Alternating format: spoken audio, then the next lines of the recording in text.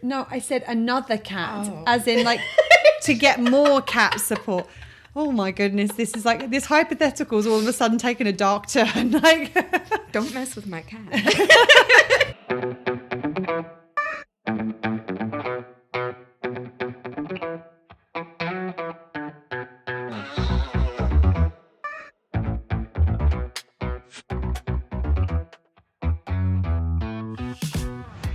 hello, hello, hello, and welcome to Well Shit. It really is that simple. I'm Claire.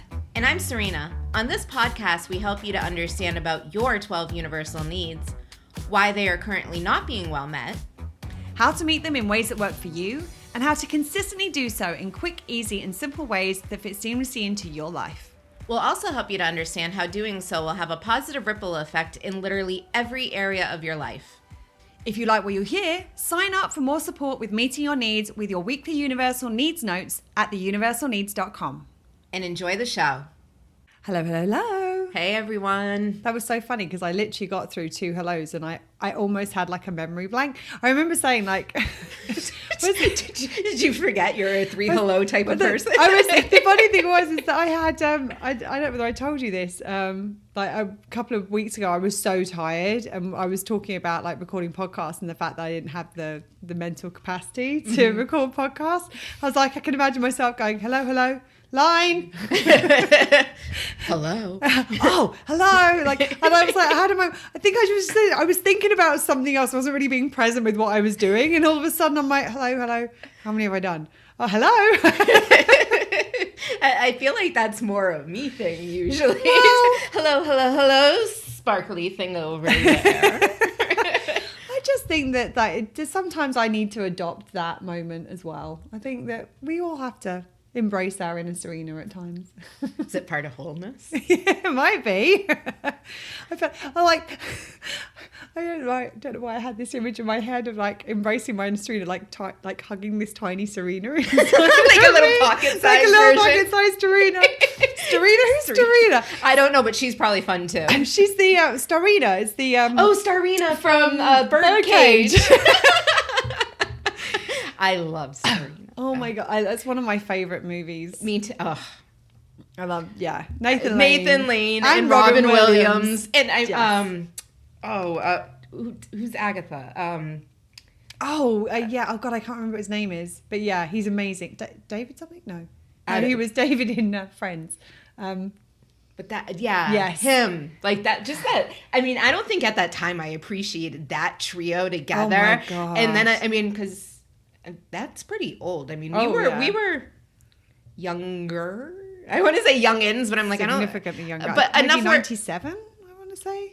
Like, there? I feel like it was around there. Like my appreciation for what a true actor was definitely not there. But like just the magic of watching it now and being like you and you and you all together in the same movie. Just magic. Yes. Yeah. On so many levels. Right. It's so funny. I love that I go to these places and you know exactly where I'm going. It's like there are very few people that would have gone from a mispronunciation of your name, a mispronunciation of your name even, to Starina to oh my god, Birdcage. Yes. Yeah. I actually saw the La Carjo File, which is like the original. Mm-hmm. I saw the play in the West End in London. Oh that's my awesome. God, it was so good. That's one I've seen only as like the kind of community theater. Like it never really came back around to areas that I was in, but it did like a small run in London, and I actually went with my sister, and it was just such a good show. Such a good show. It was such a good show, and it was so funny. It was like one of the it was over here. I've noticed, being in the US, that people are more interactive, shall we say? So like if you're in a movie theater, like that people will react to things more so. Like you don't do that in the UK. Like you just sit and watch. And the same thing with the theater. You don't yell at the screen. No, you don't yell at the screen. You don't cheer when something happens in the movie. And like theater, definitely. Like you just sit and watch. I mean, and you might like clap if there is little golf. Very polite. Little golf clap. Yeah, exactly. Oh, that was beautiful. And it was the funny thing is, it was the first time I've ever experienced audience participation, like not expected audience participation in the West End. And there's this scene very early on where like one of the characters says to the other one, like calls the other one, I can't remember what it, like short or something. And the person who was sat next to me in the audience shouted out, "You bitch!" Like this. And that was it. From that point, we were like, all bets were off. Like all of a sudden, it's like Rocky Horror Picture right, Show. Exactly. It was exactly like that. I'm like, oh, this is going to be fun. Like it was such a good show. Do you have Rocky Horror Picture? Well, obviously, like you have it as in it's a movie. Like it could probably be seen. Is it like a thing like it is here? I think it's less of a thing there than it is here. I think it's a little bit like everything. Like we've kind of caught on to the fact that we're doing things. We just don't go quite as big as you'll do over here. Like when you think about like Halloween, we've just started to get on board. And I mean, let's face it, let's be honest with what this really is. Like most of this is capitalism. Like all of a sudden it's like, oh, I can use this other thing to sell more shit to people. And so things have been adopted. Like prom wasn't a thing when I was in high school, but it is now for people in the UK. Like, I feel like you just recently told me that, and I was like, you didn't have prom? No, I mean, we didn't have prom. That just seems, I mean, high school, prom, like it's all like those are things. Was not a thing. It is now. Like high school proms are a thing. But again, I think that's just that capitalistic of like, hey, like they've been watching this shit on American movies for years now. We could sell them the same. Like I think that's basically what's right. There's dresses and tux places that are like tiaras, like cha-ching. You know, it's so funny you brought up the tiara because I was watching something the other day and it was no, not watching, looking at something. Clickbait got me, and it was celebrities prom pictures, and it's like you can see the different like kind of errors obviously in the eras, not errors. Is that a potato or is that just two separate words? I know I'm era. I have no idea what you are. I don't know what I am half the time. Anyway, you could tell like the different time periods, and then there was a section. It was like most of the girls were wearing tiaras. That was my generation. I had a tiara too. And it's like thinking, oh, that's the cool thing to do. It's the popular thing to do. This is kind of what everybody's doing. There is some genius out there. It's like, I'm going to get all these girls to wear tiaras. Like, yeah, you know it. Anyway, that was an interesting little tangent. Has nothing to do with what we're talking about today whatsoever, but it usually does. It was fun, and it usually doesn't at the beginning. Right. I feel like our viewers are probably getting into the habit of it's like, oh yeah, we'll wait. Oh, there they go. All right, they're back. On with it. And back in the room. Well, today we're actually going to talk about what it means to hold space for somebody. This is a term that has kind of increased in popularity and usage over probably the last 10 years, I would say. It's kind of been in that self-care buzz. Yes, absolutely. With the bubble, with the all that kind of self-care stuff, and a little bit more of the kind of spiritual woo-woo stuff, and more of a focus on personal development than I think there has been. And the thing with holding space is that a lot of people don't really know what it means. They're like, if you see somebody and they say that they're holding space, it doesn't really look like they're doing it. If they're doing it correctly. Well, yeah, exactly. But it means it can be very difficult for people to, one, know what it means to hold space, and two, also figure out what is it that you need to do to become better at holding space. So let's give a very kind of brief definition, the definition that we use of holding space. Holding space is basically being with somebody else while they are being with whatever it is that they're experiencing. So what you're doing is you're like mentally, emotionally, sometimes physically, like holding a container of space for this other person to process or be with whatever it is that they are experiencing in any one like moment in time. The thing about this is that a lot of people like the idea of holding space, but a lot of people aren't very good at holding space. And the reason that a lot of people aren't very good at holding space is because their own needs aren't very well met. And when your own needs aren't very well met, it can get in the way of you being able to hold space for other people, and certainly being able to do it effectively. And so one of the things that is very important about holding space is being fully present with the experience that somebody else is having without doing one of two things, which is the most common things that people do in these situations. Either collapsing into the experience, so you get drawn into the experience and you get overwhelmed by it as well, or withdrawing or pulling away from the experience. Now that might be physically, like as in stepping back, pulling away, but sometimes it can be mentally pulling away, like checking out. It can be emotionally pulling back. So that person, again, we talked about energetic sensitivity in previous episodes. Like if somebody's energetically sensitive and somebody energetically steps back, like somebody emotionally steps back, they can feel that and it's going to interfere with their process. And that's the whole point, is that you are providing a witness to what is going on, and you are letting somebody know that they are not alone while they are going through the things that they are going through. But also you're not making it about you. That's the whole thing. It's not about you. Well, and that's what I was just about to speak to, is making sure that you're not making it about you, because there's a collapsing into it. And then there's, I want to show them that I understand. And you all of a sudden you're like, in my experience and blah, blah, blah, blah, blah, blah, blah, blah, blah. Mm-hmm. That's not necessarily holding space. It's not holding space. I'm not going to say, I'm going to take the necessarily out of it. That ain't holding space at all. That's not holding space. It's not necessarily part of the, not necessarily part of the process. Like you can share experience, but not while you're holding the space for them. Well, and the thing about it is the holding space is really about the other person and what they need. And so if you can hold space and offer support at the same time. Like those are two different things though. The holding space is about literally just being present with them while they're present with their experience. Now, the thing about it is that it might just sound like if I was holding space for Serena, I'd just be like, cricket. Yeah, we need a little chirp going on in the background. Now, the thing about it is that holding space sometimes can involve some encouragement, shall we say, or support for what's actually happening in the space. A lot of holding space is actually just about what we describe as witnessing, which is like letting somebody know that you see them in what they're going through, that you hear what they're saying, that you understand what they're saying, that you feel them, that those are things that are part of this holding space experience, because part of holding space is about witnessing what is going on.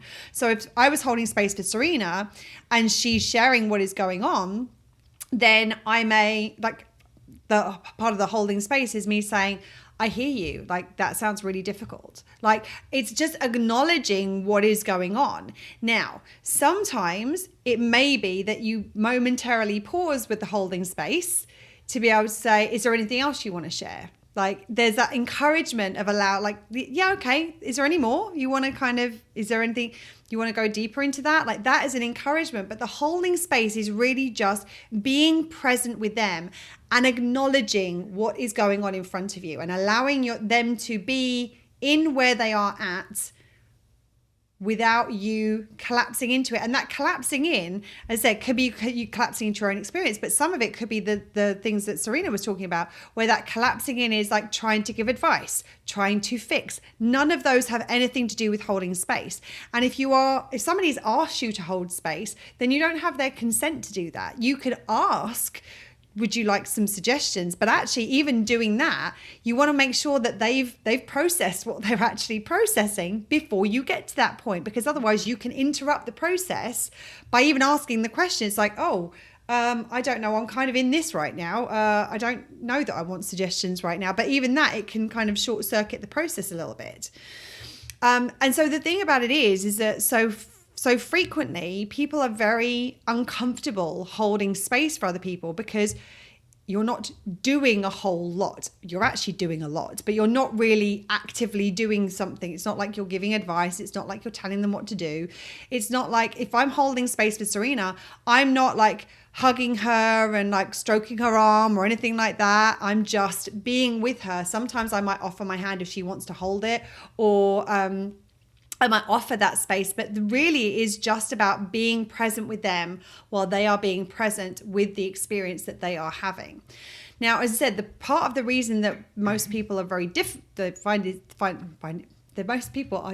most people find it difficult to do this. They're not very difficult at this. They're not very good at this, or they find it very difficult. they'll mash up a word there, is that a lot of the times what happens is that our unprocessed stuff, because our needs are unmet, end up getting into the space. So for example, I often hold space with my clients or for my clients. So it's like if somebody is going through, they're relaying a traumatic experience, I will hold space for that. I will be present with them while they are sharing their experience, and I will acknowledge what they are sharing as they are doing, as they're doing so.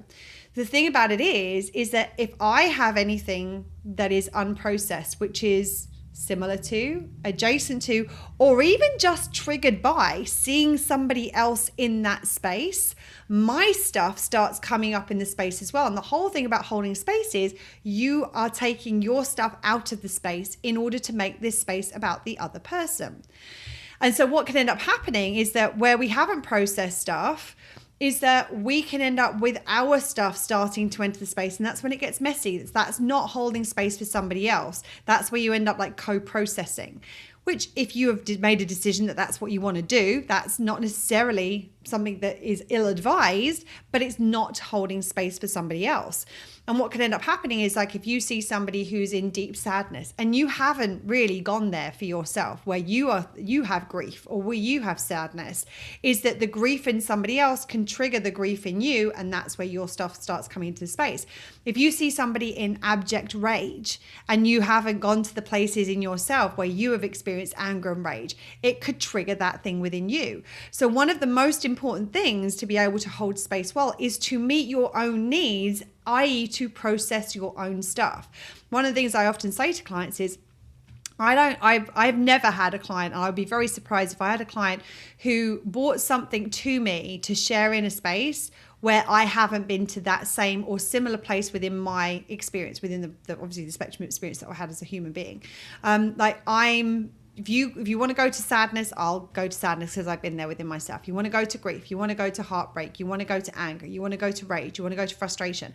Wherever you go, I don't have that unexpressed and unprocessed emotion inside of me, because everywhere I've had that come up, I've gone there and I've processed it, so that when I'm with somebody else, not only that, but I can actually, there's an empathy that happens when I'm watching somebody go through that experience.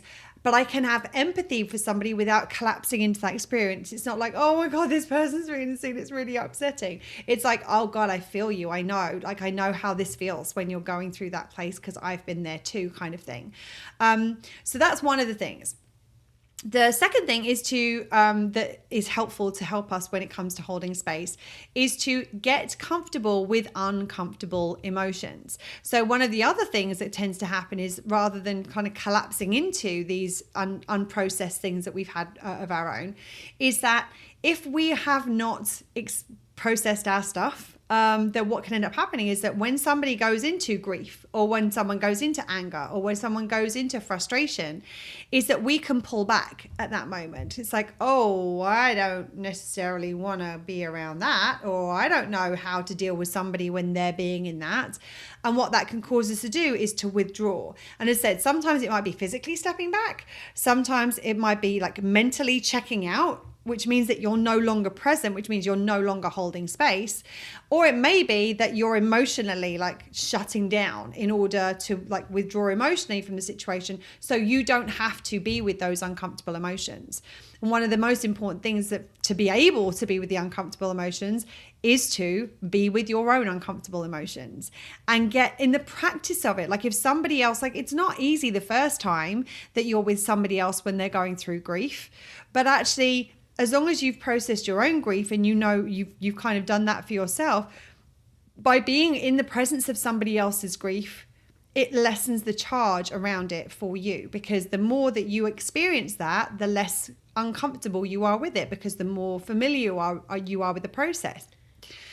The third thing... Actually, before you go to the third thing, please go I'm ahead. going to jump in on that second thing, which is... as you do get into the practice of doing it more and more, there might be times where you're holding space and you're all of a sudden you're like, oh, that, like, I felt that, like that there's a trigger there. Mm-hmm. Mental check. I'm going to go back and deal with that on my own after. I'm not bringing my trigger to this situation where I'm supposed to be holding space. Because if I then collapse into it or pull away from it, I am further impacting the person who thinks I'm there to hold space for them, or the agreement that we have that's what we're doing. Mm-hmm. Another one of the things that that comes up that actually I wasn't going to speak to, but I think it's an important one, is that if your needs are unmet and you see somebody else in pain, sometimes what can end up happening is like, oh, let me fix that. Like you jump into, oh, I want you to be better because I then don't have to be with the discomfort of feeling you in a difficult place. The rescuer. The rescuer jumps in, exactly. And it's that, again, once you're coming in and you're starting to engage with the process or try to change the process in any way, shape or form, you are not holding space anymore. That's not what that is about. And then the other thing that really is a big one when it comes to this is to make sure that you've met your own needs, so you have the capacity to be with them while they are being with something challenging. Because it takes some energy to be in the presence of somebody who's going through something difficult and be present with it, like actually be there and see it and hear it and feel it and be with them in that process.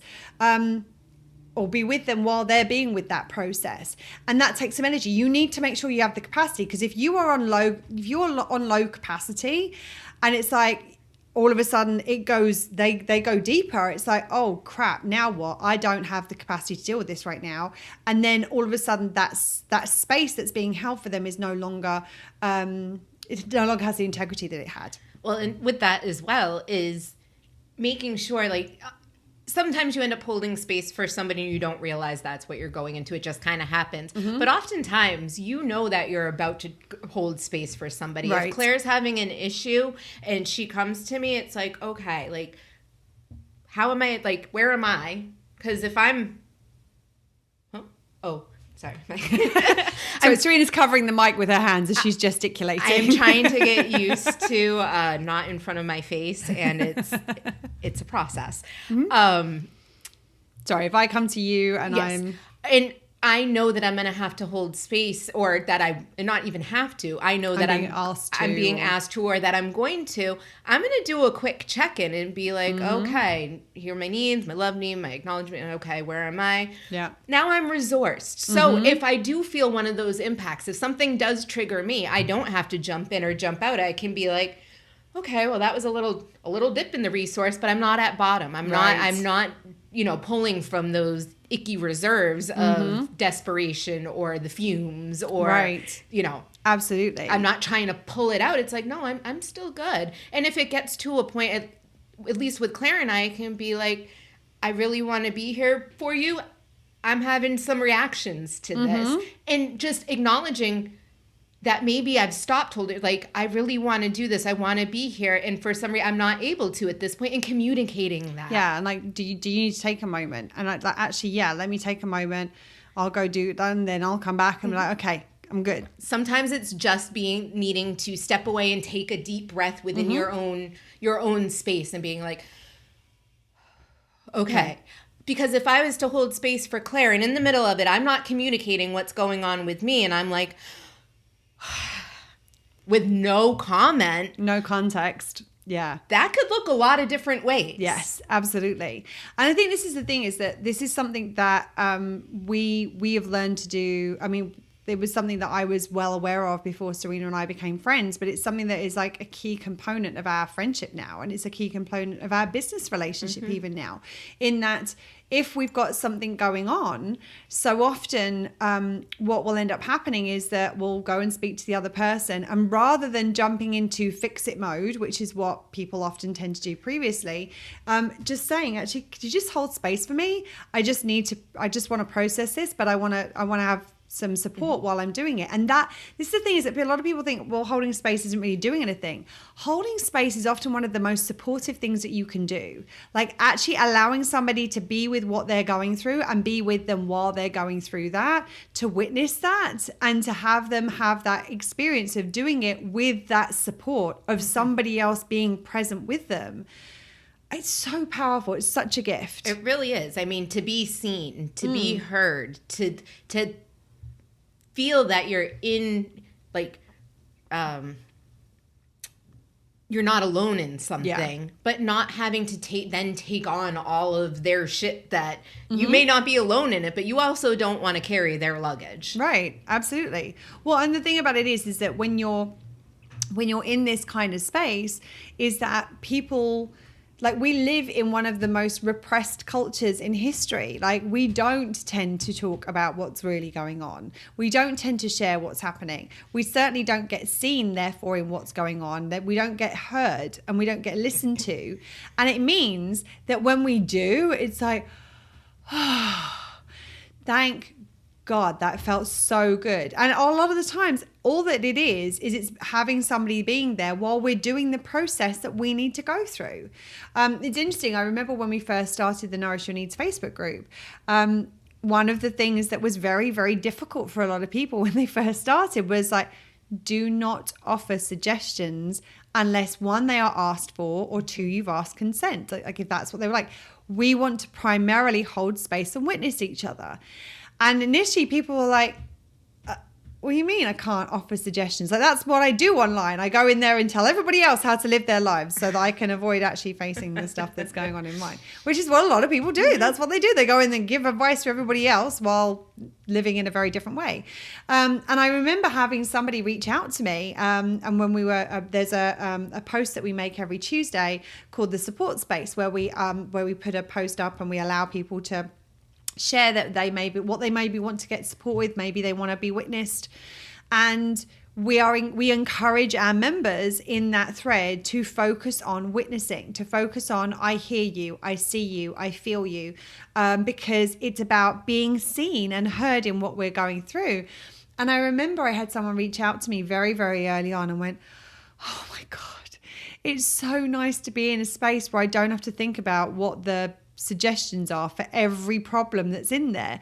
And it's like, it's not only good for the people who are being witnessed, who are also like, oh, thank God, I can just go in there and be seen and heard in what's going on without having a million suggestions bombarded at me, which I really don't want and don't need, but it's coming at me anyway. And don't want to feel the implied obligation of responding to that. Yes, exactly. Like putting more labor on the person that you're trying to support. Well, and but then even for the people who are offering support, like, it's much, much easier to offer that, because the other thing is we're not like, most of us aren't experts in all of the things that are going on in life. That's just the reality. And our experiences aren't usually the exact same experience that the other person is having. And the things that will be supportive of us will be different. The ways of meeting our needs will be different. All of these things.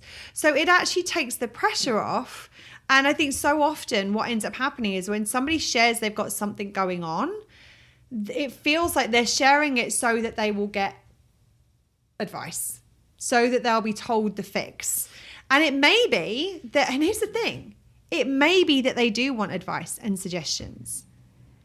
And often they don't want the advice and suggestions until they've processed what's actually going on.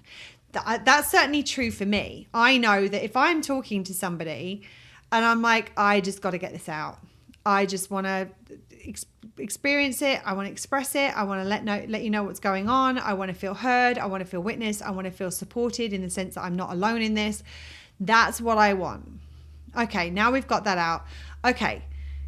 You up for brainstorming, like some suggestions on like at that point, I actually want some constructive suggestions on things I might be able to actually do. But that's a later stage thing, often when it comes to processing what's going on. And we end up trying to amalgamate it all into this one blob, and nothing ends up being done effectively. The processing doesn't get done effectively. The suggestions aren't landing on a actually helpful and supportive space that could be acted upon. It's just, it can be overwhelming. Mm-hmm. I mean, imagine going through a process of anything. Like, take something in your life, and it can be good, it can be bad, it can be work. Like, trying to do multiple things within a single process. Let's give an example. Like, you go ahead with your example, but say someone's going through a heartbreak. Mm-hmm. Like, go ahead with what you were about to say, but in the context of someone who's going through a heartbreak, like, that's a difficult thing to process. Yes. So if you're in the beginning stages, the person just ended the relationship with you, you can't jump to the solution Like it can, but it's not going to do you any right. good. Like think about that. Like if somebody broke up with me, I'm going to be like, oh, that hurts. If Joe dumps Serena and immediately she came around here and I'm like, right, what we need to do is we need to get you on Tinder and we need to get you on Bumble and let's get you a makeover and maybe we'll get you another cat so that you'll have like little cat friends that will help. And can you imagine? You're saying that he would take Larry? Huh? You just insinuated that I'd have to get a new cat. No, I said another cat, as in like to get more cat support. Oh my goodness, this is like this hypothetical is all of a sudden taking a dark turn. Like, don't mess with my cat. Sorry, there's been a lot. I know there's been a lot of cat conversation recently. It will probably lessen. Maybe. Who knows?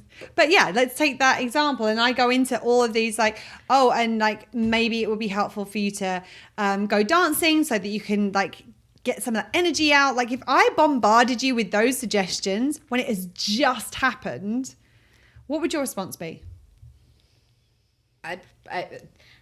It's kind of interesting because all those suggestions you suggested, I don't think most of them I'd ever hear you suggest in general. So it's like, I'm like, all right, put yourself in this space. I'm like, but I would probably shut down. I'd probably push away or I would completely circumvent feeling where I am right now, and I would just jump forward to, okay, let's do all of these other things. Yeah. And I would then use it as a way to avoid dealing with processing it in the past. I could see three avenues. Either it would be complete shutdown and withdrawal from the world in general. Mm-hmm. You tell me to fuck off, or you try and force yourself into, I mean, you would tell me because I also wouldn't have said those things, but it would be, but there would be an era of like, like who do you think you're? That's not helpful. Go away. Like that. This is not. Nothing of this is supportive to me right now. I'm crying on a stoop, and you want me to go dancing? Like, do you see where I'm at? You'd be surprised how many times things like that do come up, and like suggestions like that are made, and it's like, wow. Do you want me to sit with you? Right. Yeah. Yeah. Well, or actually, no, I think I want to be in my own space. And that's okay too. Right. Like sometimes one of the things that I've offered to clients in the past when they've really struggled with this whole holding space thing, I think the fact that it is space makes you think, well, I'm holding nothing. Like, because the idea of like space being nothingness rather than space being a space that somebody can fill with their stuff. Like it's a very different concept. And so one of the things I've often given to clients in this, when like maybe one or other of them is like, oh, but I want to help, like, but they're sharing this thing and I feel like I want to fix it and everything. So one of the things I call it is hold the bucket. Like I invite them to almost like visualize holding a metaphorical bucket for the other person to empty all of their stuff into. And it's like just notice like what's going into, oh God, that sounded, I'm so sorry about that. Like that sound like just noticing, witnessing what's going into the bucket as it's going into the bucket. And then it's like, once the bucket is done, it's not your bucket. You can just put it to one side. You can like pour it down the sink. You can pour it down the toilet. You can chuck it out the back garden, whatever you want to do with it. But the whole point is that you are holding this container for them to empty their stuff into. Or you are holding a container for them to be in while they are processing the things that they are processing. But sometimes that visual aid of like, oh, I'm holding a bucket. Like I used to, when I used to do stuff with couples, I used to describe it as taking out the trash. Like, so it's like hold the trash can, let them empty everything into the trash can. And then you like that's got like, you get rid of that. Like as in you don't need to do anything, but the key thing is you don't take it on. It's not your trash. You go like discard, like mentally, emotionally, sometimes physically go discard it outside so that you're not carrying it with you. It's sometimes these kind of little visual aids can be helpful. They give us a little something else that we can do in those moments. So it feels like we're doing something, because that's the thing. You are doing something, and you're probably doing something that is so much of a gift to this person because they probably don't have anywhere else in their life or limited places in their life where they're going to get this, where they're going to get truly heard, where they're going to get truly listened to, where they're going to get seen for who they are and what's going on. I cannot tell you how much of a gift it is that I have people in my life like Serena who see the totality of me, the entirety of me and everything I'm doing and everything, like all the balls that are in the air and all of the things that I do. It's such a gift having somebody see that. And even when that process is difficult, just having somebody be saying to me, like, I see you. I see what you're doing right now. And I just want you to know that I'm here. You're not alone in that. And it's like, I feel so good. Mm-hmm. I think we're so conditioned, like, as a culture, society, to want that instant gratification when we're helping. Like, it's if I'm helping, I will see a result right there. And when you're doing something like holding space and there isn't a physical thing, like, well, it's interesting that you say that. So what did you just say? Do you remember? No. That we're conditioned in a society to want instant gratification when we are helping. So in that situation, what is helping about? Meeting your own needs. Meeting my needs, not if we're genuinely helping, the person who is helping is seeking to get their needs met. That's the gratification they're seeking by helping. And it's like, actually, if you're helping, it's not about you and your needs in that moment. You need to make sure your needs aren't going to get compromised in that moment. But if you are helping somebody else and supporting somebody else, it's about them and their needs in that moment. And so often, that's one of the things that gets us kind of caught up, is that we're doing this to try to get some of our needs met, which means that gets in the way of us holding the space. And one of the other things we're doing is trying to meet their needs for them, which is normally trying to meet our own needs because we're uncomfortable with them having unmet needs. Yes, and we shouldn't be trying to meet other people's needs for them. Like that can actually lead to more unless they're a dependent or don't have the capacity and ability to meet their own needs. Let's caveat that, but carry on. So if it's like Claire and I, like, I just thought, wow, dissipated into absolutely nothing, vapor. You were saying about you don't like. You don't want to be meeting like other people's needs for them. Yeah, because that's not sustainable. You know what? I'm gonna tweak what you've just said. It's okay to meet somebody else's needs. It's not okay to believe that you need to meet their needs for them. Thank you. Because you know what made me think about that? My cup that is sat next to me right now. Now, Serena refilled that cup for me earlier. I didn't ask her to do it. She just went ahead and did it. What was she doing in that? Yeah, she was meeting my needs. But not because I needed her to do it. She knew I would go ahead and do it for myself. I was probably busy doing something else, probably making food or something for her. So she was doing something. Like it's okay to support each other's needs. It's okay to meet each other's needs. The key is, one, to not be dependent on somebody else to meet your needs, or to believe that somebody else is dependent on you meeting them for them. That's where it gets sticky. So the second that it's okay to meet somebody else's needs, as long as we're doing it as a bonus, a plus, the sprinkles on the sundae, which we will get to in another podcast, rather than thinking, I have to do this for them because if I don't, this need isn't going to get met. Like all of a sudden through the podcast, you'd be like, yeah, like dying of thirst. And I'm used to going, what? Why didn't you fill my cup for me? This is your fault. Yeah. That's not how this works. Thank you for bringing that, because that's exactly it. Like, because usually when I get jumbled and things dissipate, it's because I'm like, something in me is like, there's something else. There's a little tweak. So thank you. Yeah, you're welcome. And this is the thing, is that I know Serena could have figured that out. Like, I'm not jumping in with this because she can't do it. I'm jumping in because I'm like, oh, I see where you're going with this. Is that helpful? Oh, yeah, that's helpful. But it's like, we don't need each other to do these things. And it's that need and dependency and the belief of the fact that there is a dependency. It's like, if I don't do this, it's not going to get done. If I don't do this, the other person isn't going to be okay.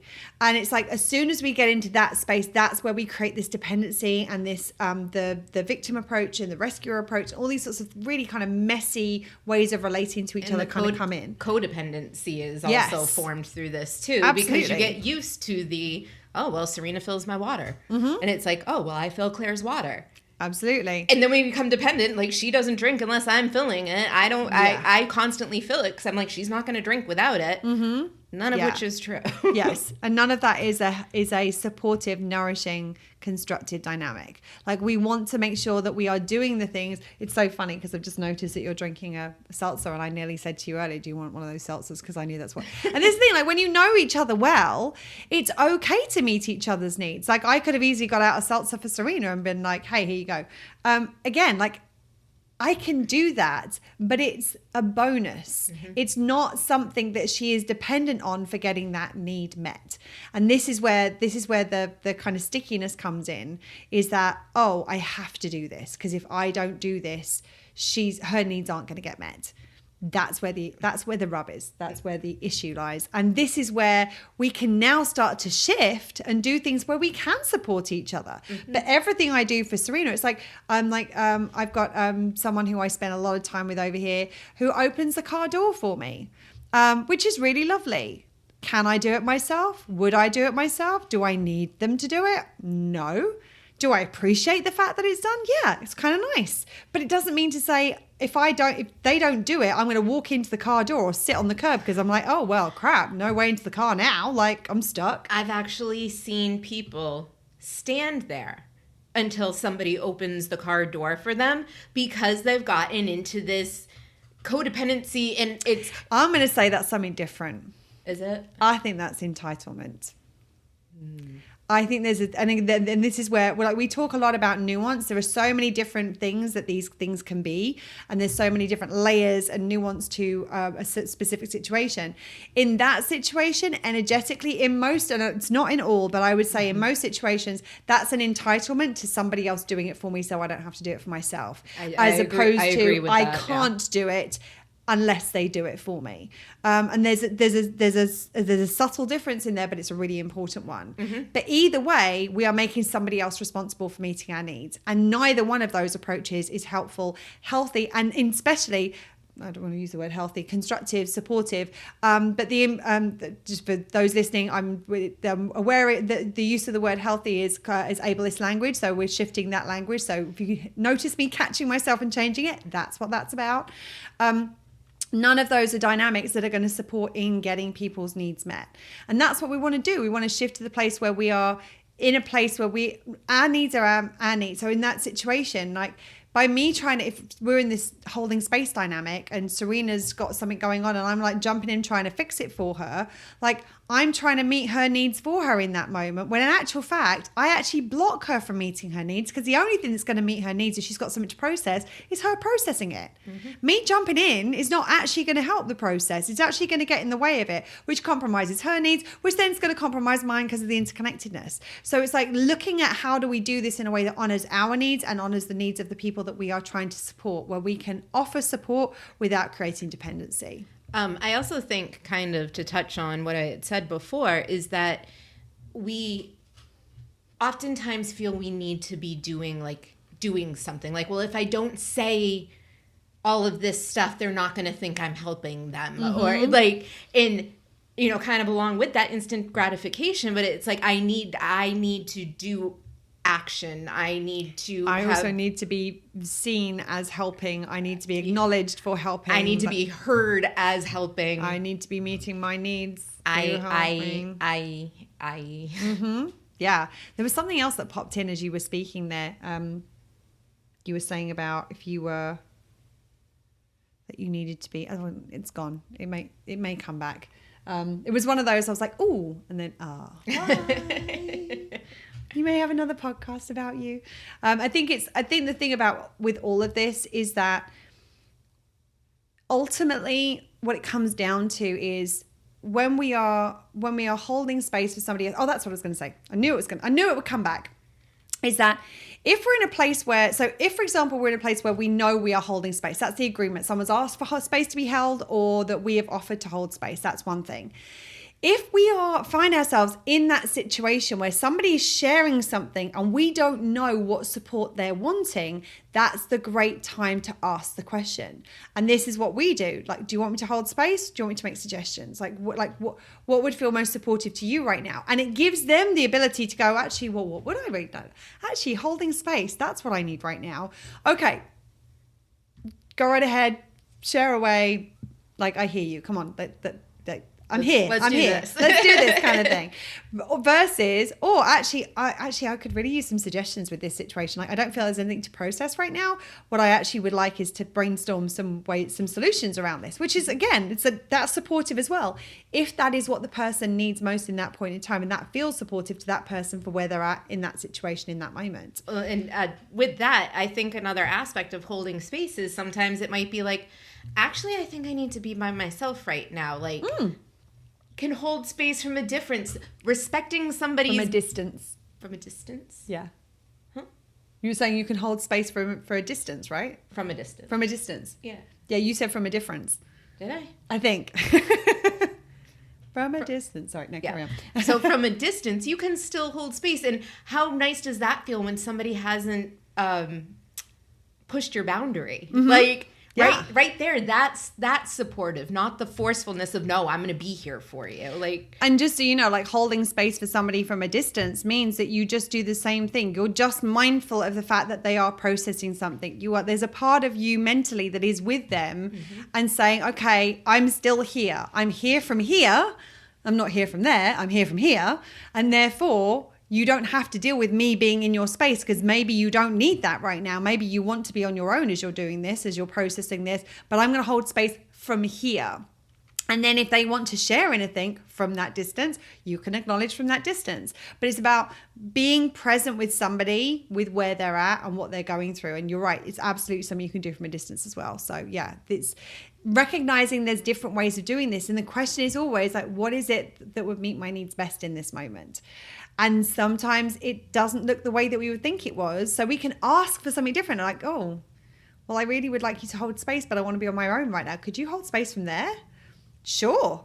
Great. Done. Consider it done. I had a friend once. I was going through something. I was in Brazil, and I was dealing with some very, very deep stuff.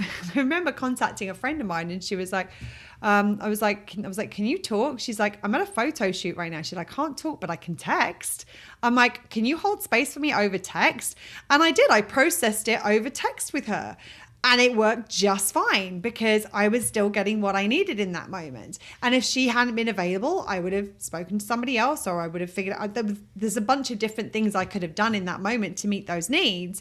But it was amazing how she was literally on the other side of the world and not even verbally in contact with me. And I've had other people to be like, yeah, I'm just holding space for what you're going through. And it's like, oh, like energetically, I feel like they're kind of with me while I'm doing it, and I'm not doing it on my own. And that can be so supportive. I never thought until being in friendship with Claire that could be supportive, but experiencing it's like, like I can be alone in my room and feel all the love in the world, all the support, and like, and not have to, I can be where I'm at. Yeah. And get what you need in the way you need it that will support with where you're at. I think that's it in terms of holding space. Anything you want to add to the mix? I'm good. Mm-hmm. Do you want me to hold space while you figure it out? You'll be holding a long space. Oh my goodness. So this is something that you can, and the one thing I will say to this actually just before we finish up is that this is something that you get better with practice. Mm-hmm. So you can practice it, find the people who are willing to practice it with this with you, and who are willing to kind of go into that space, and where you can ask for feedback and be like, hey, like, was there anything in there that felt less supportive actually? And then so you're like, oh, actually, this kind of felt like you were kind of leaning in a little bit to space. Like if you could have said this, that would have been really more helpful, or what have you. So like finding that ways of figuring out how to do this together, that is so supportive. Those discussions were so helpful for us. And just, it can really redefine a relationship. Yeah. Because you can go in and be like, okay, well, you know, learning from the experience. If you're not used to holding it, you want to do this with your closest people because you want to be able to hold space for your closest people. So I want to know with Claire, what is actually going to be supportive for her? Right. With my husband, what is going to be supportive with you? It's not be different. It's not all the same. Yeah. And the interesting thing is that yes, you want to be doing this with your closest people, and it's through doing this that you often get closer to people too. Mm-hmm. So it's like how you strengthen and closen up those relationships. Is it closen up those relationships? You know what I mean? Yeah. They get closer with this kind of stuff. So it's it's a great experience to have, and it's so nice to know when you have someone who you love who is going through some stuff that this is something that you can offer them and that it will feel supportive to them to receive that. So that's awesome. That's been my experience anyway. Agreed. Okay, so I think that's it for today. Thank you for being here. Thank you for watching. Stay safe, and remember between now and next time to continue to meet your own needs. Lots of love. Bye, friends. That's it for today. If you like what you heard and would like to see some of Serena's awesome facial expressions, check out the video podcast on YouTube. And remember, holding space is just being with somebody while they're being with whatever it is that they are experiencing. Well, shit. It really is that simple.